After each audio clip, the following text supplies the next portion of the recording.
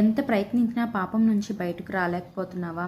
ఆ థాట్స్ లేకపోతే ఆ చెడు అలవాట్లన్నీ నిన్ను హార్న్ చేస్తున్నాయా? టార్న్ చేస్తున్నాయా?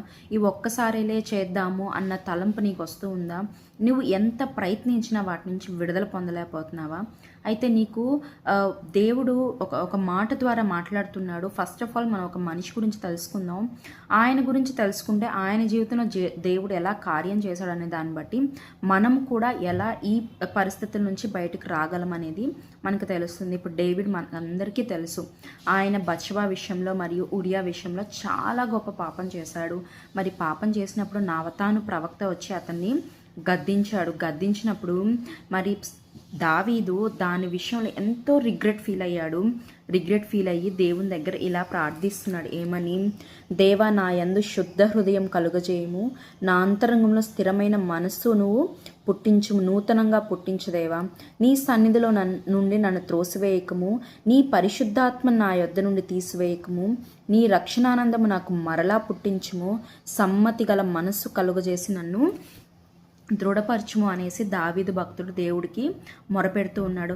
మనం ఎప్పుడైతే పాపం చేస్తామో పరిశుద్ధాత్మ దేవుడు మనకి దూరంగా వెళ్ళిపోతాడు.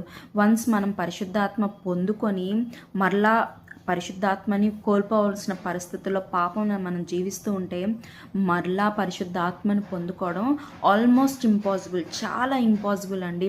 నీకున్న ఆత్మ నీవు కాపాడుకోవాలి. నీకున్న ఆత్మతో నువ్వు దేవుని స్తుతించాలి. దేవుని ఆత్మ నిన్ను గైడ్ చేస్తుంది. దేవుని ఆత్మ నీకు మంచి చెడ్డలు చెప్తుంది. మరి అటువంటి ఆత్మను మనం కోల్పోతే తిరిగి పొందుకోవడం అసాధ్యం, మ్యాక్స్ అసాధ్యము.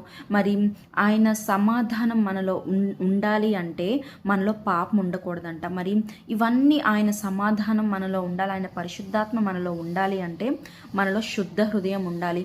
అయితే మనంతట మనం దాన్ని జయించలేం. ఈ పాపపు తలంపుల్ని, పాపపు మాటల్ని, చూపుల్ని, చేతల్ని మనంతట మనమైతే జయించలేం. కానీ ఎప్పుడైతే దేవుని సన్నిధిలో దేవా నీవే నాకు శుద్ధ హృదయం దయచేయి, నాకు నూతన హృదయం దయచేయి దేవా అని సమ్మతి గల మనసుతో మనం అడగాలి. ఏదో అడగాలి కదా అని మొక్కుబడిగా అడగడం, ఏదో ప్రార్థన చేయాలి కదా అని చెప్పేసి ఒక గంట కూర్చొని ఏదో వచ్చిందల్లా మాట్లాడేసి వెళ్ళిపోవడం కాదండి.